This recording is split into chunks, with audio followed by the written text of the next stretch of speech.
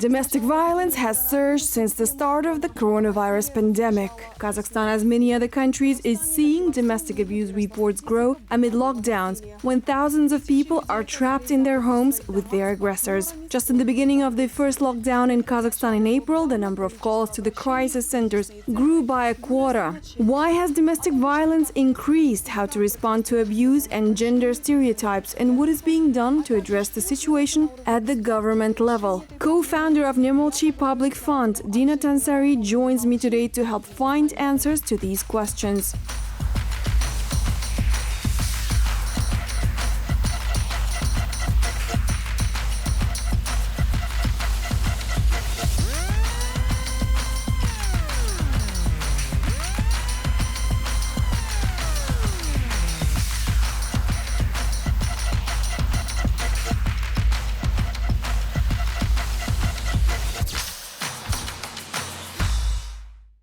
Dina, welcome. Since the introduction of the lockdown measures, the number of calls on the domestic violence hotline 150 has doubled. According to the UNICEF, the crisis centers across Kazakhstan have been overcrowded since spring. Have you seen growth in the number of calls at the NeMolchi Fund?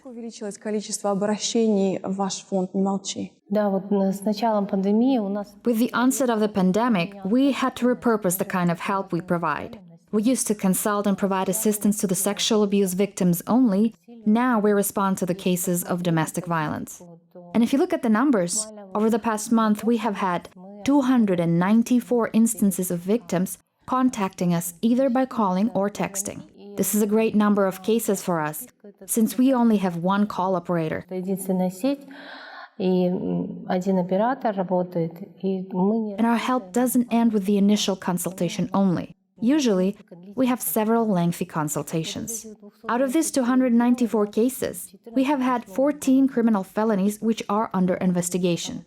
These include cases of pedophilia and severe beatings. It has become difficult for us to work. It is a colossal amount of work. The coronavirus outbreak has created an unusual setting where families are forced to be around each other 24 hours a day for an extended period of time. Many families have lost jobs, sources of income, and it is clear that the social tension is growing, and this provokes an increase in domestic violence cases, in particular against children who have now become the hostages of the lockdowns. How do you assess the situation with the children and their safety in families, and how do you track these cases? In fact, this situation is very alarming.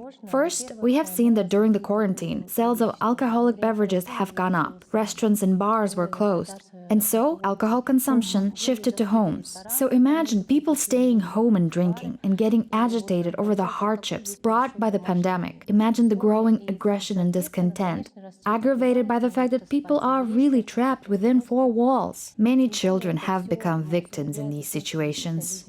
Just yesterday, we received a very disturbing case when a husband held his wife and 3 children hostage for a whole day and brutally beat them. Almaty Regional Police quickly responded to the call made by a grandmother. Unfortunately, 2 of the children had to be hospitalized. The husband had taken away the cell phones of the wife and children. One of the children managed to send photos of them getting bruised and tortured to the grandmother, who took action. Such situations need to be addressed holistically because, let's say, the police reacted, they detained him, they brought serious charges against him. It's Article 110, Part 2, torture against a group of people, small children. But imagine, what's next for them? The family members got injured, they need treatment, the wife can't work now. The grandmother is now telling us that she is running out of money. The family won't be able to continue paying for rent if the husband is convicted and goes to jail, because he was the main breadwinner. How can they now afford home and food?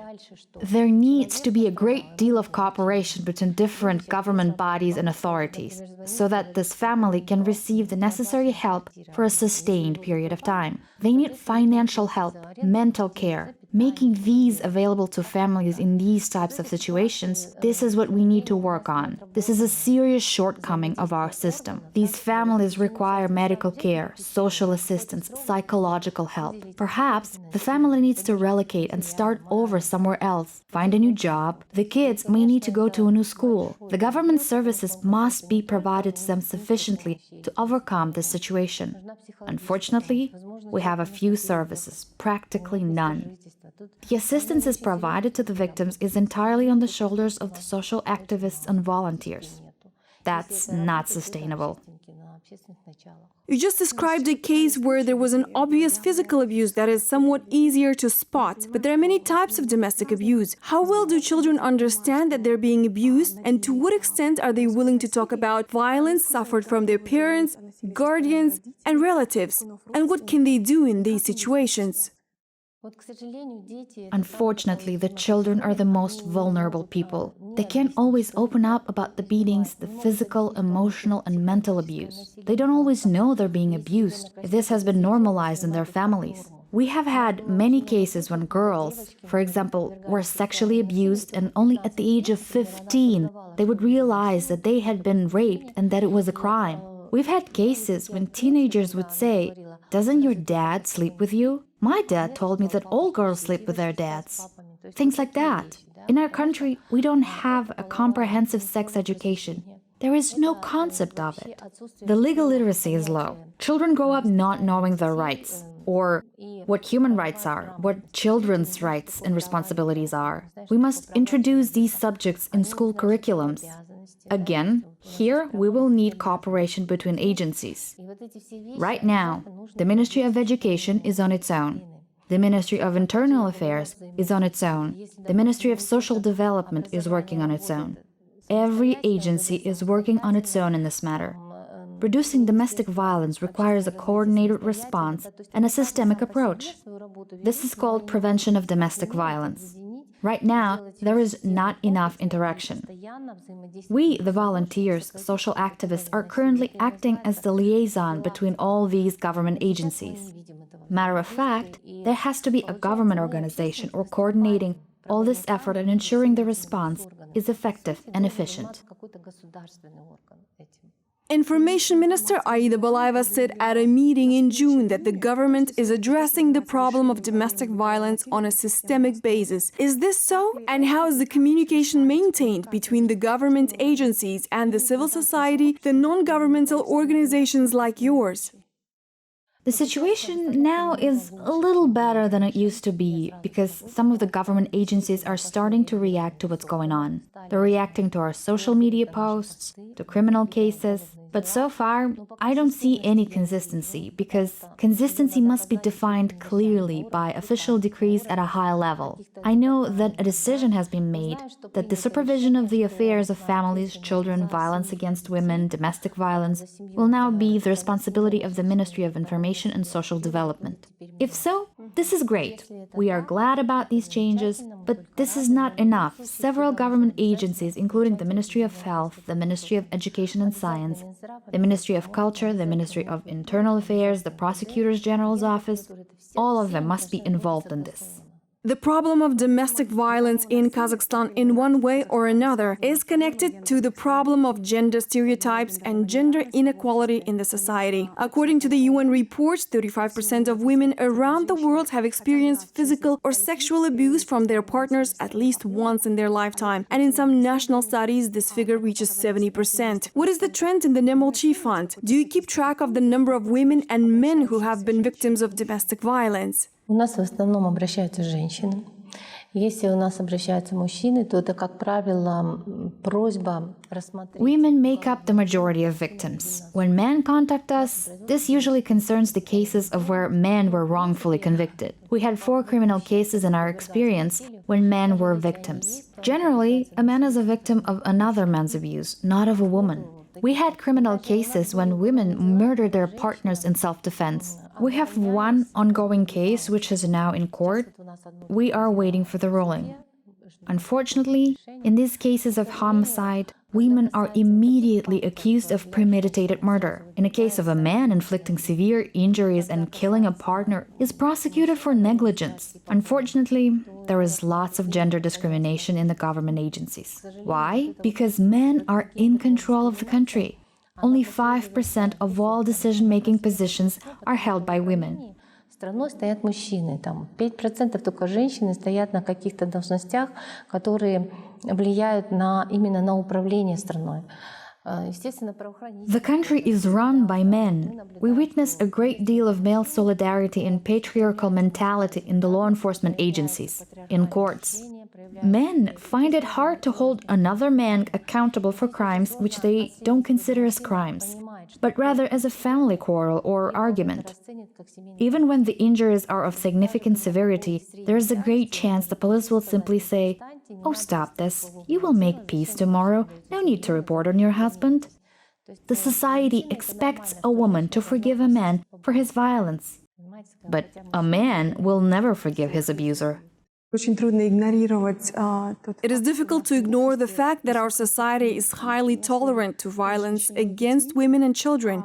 And unfortunately, as you have mentioned, this bias becomes a significant obstacle to bringing the offender to justice.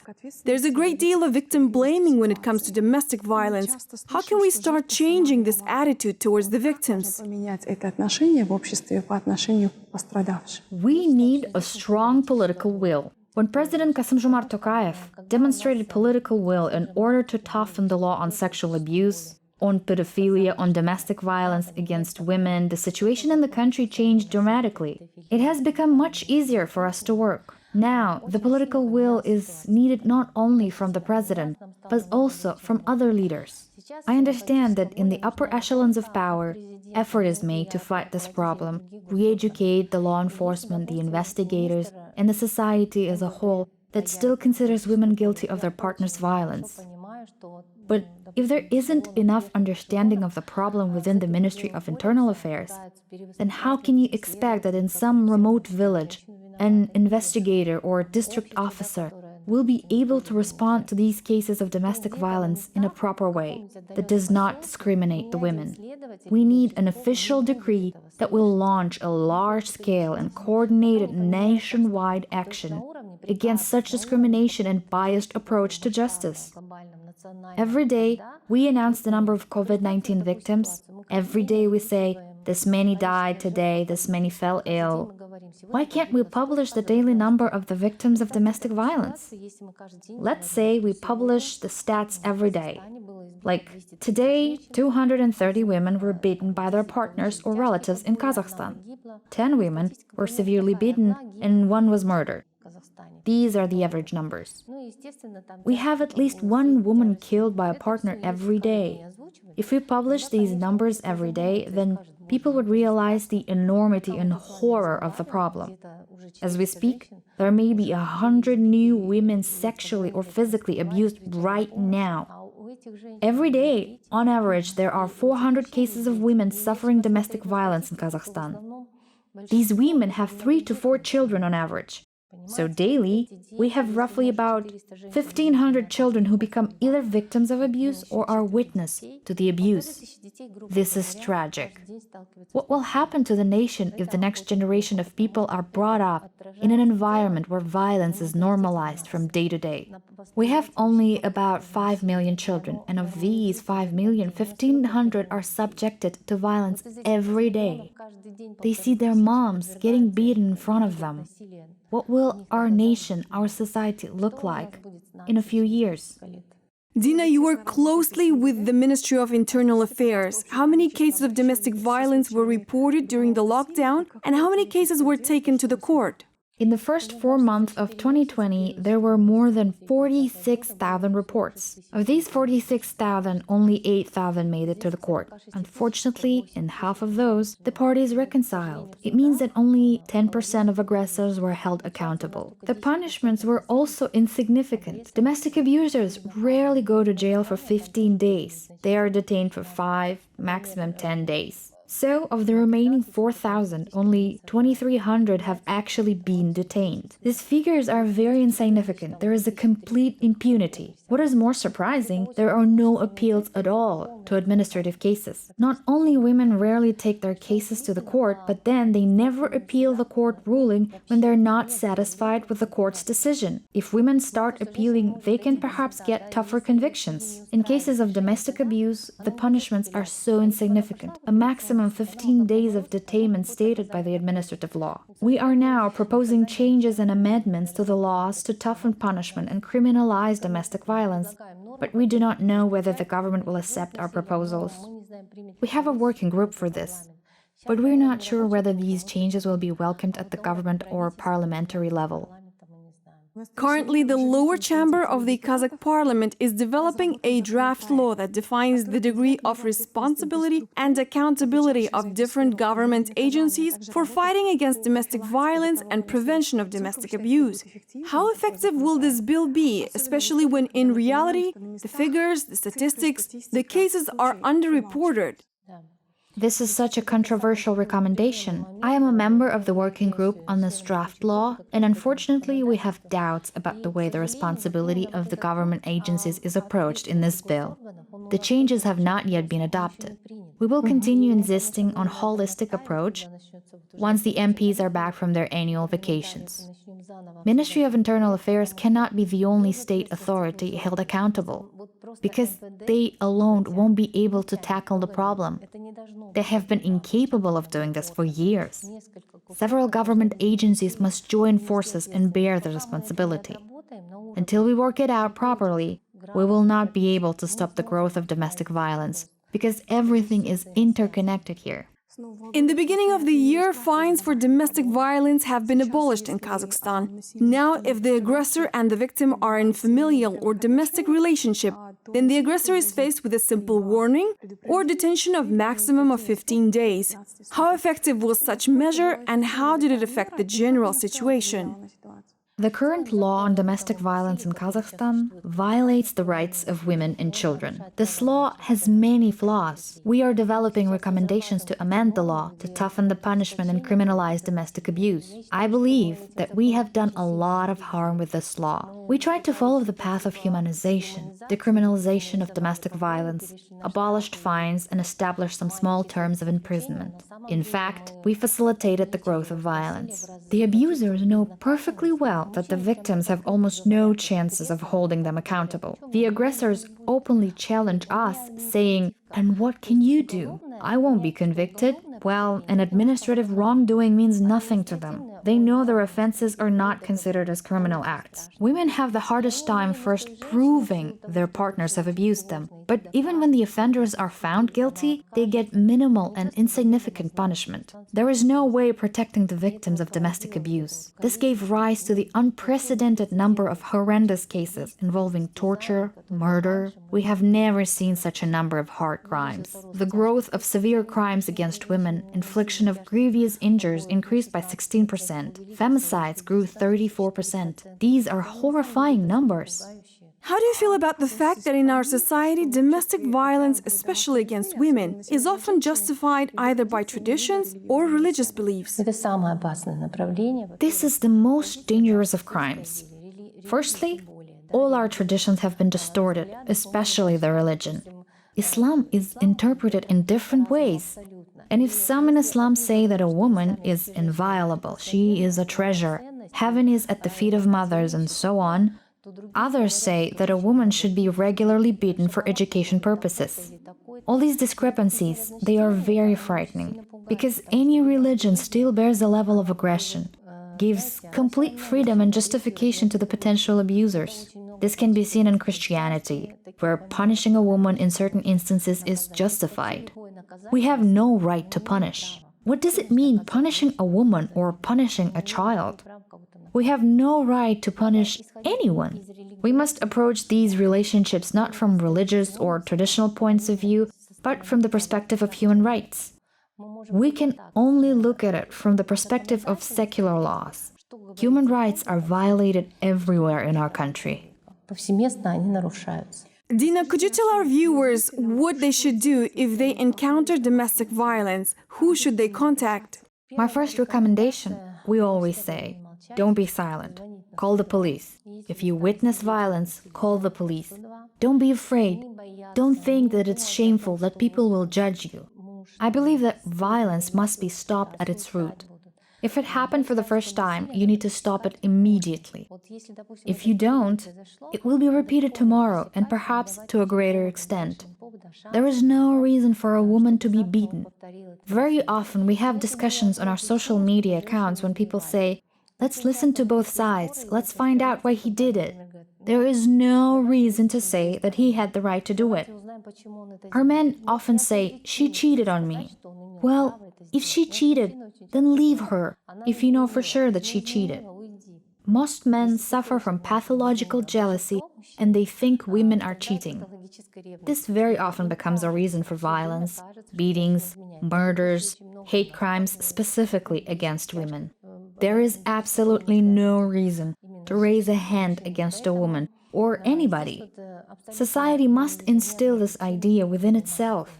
There is no reason, and that's it. The offender is the only person to blame for violence. Dina, lastly, what are your wishes for women and for men? For women, I want to wish them to love and respect themselves, to speak up, to make their voices heard, because women often think that if they start talking about abuse that's happening at home, then they will somehow discredit themselves in the society. On the contrary, it takes courage to speak up and say, I am being abused and I need help, both for me and my children. Because women often bear the responsibility for children. And for men, of course we expect men to respect us, respect all women. Even in the social media, we very often come across comments from men patronizing or mansplaining us, even there, on the internet. So, I would like men to perceive us as equals. We are partners, we are equal in everything. There is no reason to consider yourself superior to us. This is ignorance. In the 21st century, it is ignorance for a man to think he is better than a woman, that he is superior to her. Dina, thank you very much for an insightful talk and for all the hard work that you do to support the victims of domestic abuse. Thank you. It is clear that the existing measures and laws are not effective in combating domestic violence. We need changes in the society where intolerance to any kind of violence and aspiration for meaningful and sustainable changes reach a critical mass. These changes are long overdue. Не заставят себя долго ждать.